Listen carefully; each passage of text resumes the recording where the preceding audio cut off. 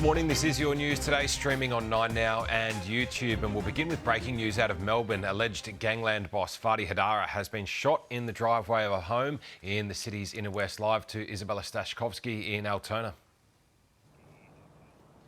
Tom, good morning to you. Fadi Hadara was sitting at the front of his Altona North home around 8 o'clock last night when he was essentially ambushed. He was sitting in his vehicle when he was shot at. Of course, he was taken to hospital and he did suffer life-threatening injuries. He remains in hospital this morning. His street, Marigold Avenue, is this morning a crime scene. More detectives will be heading there later this morning to continue processing that scene. Major crime unit detectives will be taking charge of that. The 48-year-old is allegedly the head of his namesake family crime clan and does have some rivals, including Kazim Haddad, the jailed tobacco kingpin.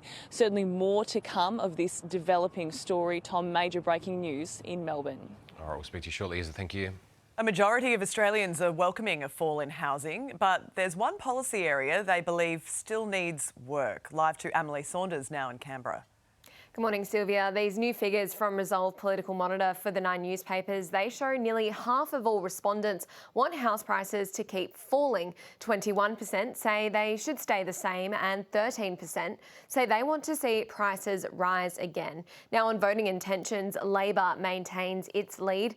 Anthony Albanese remains preferred Prime Minister. The numbers, though, show voters want a shake-up in migration. More than half of those polled aren't happy with the current system and how the government is running it, and they think one nation is best placed to fix it. The minister in charge, though, Tony Burke, he's still working on getting his own migration plan through Cabinet. That was meant to be announced, Sylvia, almost 2 weeks ago. Emily, thank you. Federal elections are costing the economy billions, leaving too little time to tackle difficult reform. That's according to a new study released today by advocacy group 4 Year Terms Australia, calling to reduce elections to every 4 years instead of 3. This could have potential economic benefits of up to $93 billion over 20 years. More than 250,000 guns will be surrendered in Australia's largest gun buyback in 30 years under a deal between New South Wales and the Commonwealth. The announcement is a direct response to the terror attack at Bondi Beach, with weapons to be handed back before the first anniversary. The fact is, there are more guns in Australia today than there were at the time of dealing with the Port Arthur gun buyback that occurred under the Howard government. The first 2 phases of the scheme will begin on November 2nd. 5 boys have been arrested over threats to Scots College students who were charged with the sexual assault of a teenage girl. The group was arrested after allegedly throwing eggs at a home of one of the alleged offenders. A 17-year-old has been charged with breaching bail and possessing a knife in a public place. 4 of the boys have since been released without charge. Facial recognition technology could be coming soon to grocery stores for good. Major supermarkets searching for new ways to protect stores and staff. Live to Andrea Crothers in Brisbane. Good morning, Tom. Well, this is still in the trial phase. So both Coles and Woolworths have trialled this facial recognition technology as they look for these ways to protect staff against violence as well as shops against theft. Now, those trials have been done. The big question now is whether it's going to be rolled out more permanently. There was a big development in this recently when Wesfarmers managed to overturn a ruling from the Privacy Commission which sought that Bunnings would not be able to use this tech, but now that's paved the way for that to be done.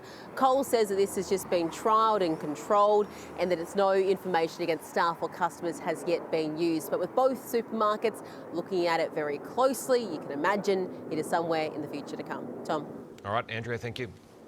Iran has offered a bounty worth $42,000 to Iranian combatants in exchange for killed or captured US soldiers. The Army's Commander-in-Chief announced in a speech that women would receive double the reward. The US has not deployed soldiers to Iran. Ukraine has launched one of its biggest drone attacks on Russia in months, destroying a huge warehouse south of Moscow with what could have been British-made drones. Josh Bavis is in London with the latest. Sylvia, these pictures show a large 250,000 square metre commercial warehouse going up in flames after Ukraine launched a large-scale attack on Russia. Russian officials say that 7 people have been killed at least and dozens more injured, and that it has shot down hundreds of incoming drones.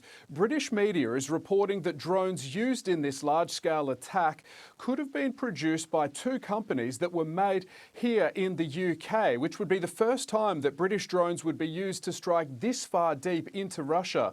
But in Ukraine, a number of people have been killed there after Russian strikes as well. At a book market, a decades-old shopping district, workers were lucky to get out with their lives after a large strike there. And in Romania, a fighter jet had to shoot down a drone after it crossed into Romanian airspace. Sylvia? Josh, thank you. Well, Italy is home to some of the world's most prized artworks, making it both a prime destination for tourists and thieves. Police in the country's north have had good news, however, finding Renoir and Matisse paintings that were stolen in a 3-minute heist in March. Together, the pieces are worth more than $16 million. Thousands of spectators have gathered on the sands of Surfers Paradise on the final day of the Gold Coast Pacific Air Show. Over 3 days, pilots battled the wind and rain as they soared along the shore, testing the limits of nearly 50 aircraft. The event returned to the Gold Coast after a year-long hiatus, drawing a crowd of 300,000. I guess as a fighter pilot, you don't join up to do like a whole bunch of the air show stuff. It's just completely incidental that I'm doing this, and it's a huge reward in my career. I feel like I'm going to get hit, but I'm not. Yeah, it's really cool. The event will roar back to the Gold Coast next year. Well, the who's who of Australian television came together for the Logies, but it was Robert Irwin who took the reins from the outset, showing off those dancing skills. Holy moly. Nice. Little striptease as well, just to get you through if you were nodding off in the khaki and the snake, so to speak. A semi-striptease, not quite, but it was Magda Szubanski who stole the show as Sharon before presenting the Gold Logie to comedian Sam Pang. The Gold Logie goes to Sam Pang. Sam Pang tonight, have you been paying attention to front bar? Sam Pang! To thank people, it's been very, very clear who's helped me along the way. I'm going to forget some names. If I do forget you, I'm sorry. Also, maybe have a think about how much you actually did. It's a wonderful industry. It's a wonderful world full of talented people and amazing programs, as we've all seen tonight. And I just want to say I'm very, very lucky and very, very grateful to be part of it. Thank you very much. It was a really special night with tributes to Johnny Young and Sam Neill and a host of gongs for the Nine Network as well. Toddy Woodbridge, Ali Langdon, the Australian Open coverage, Yelena Dokic as well for her sports coverage.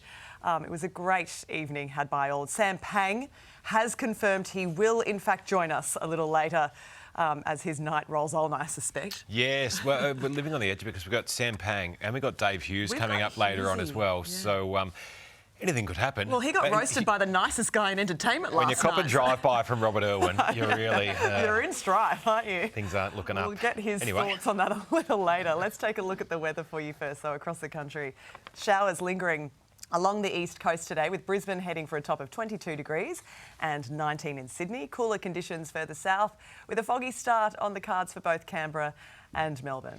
Adelaide can expect a shower or two. Showers will also develop in Perth, with a top of 20 degrees to kick off the working week.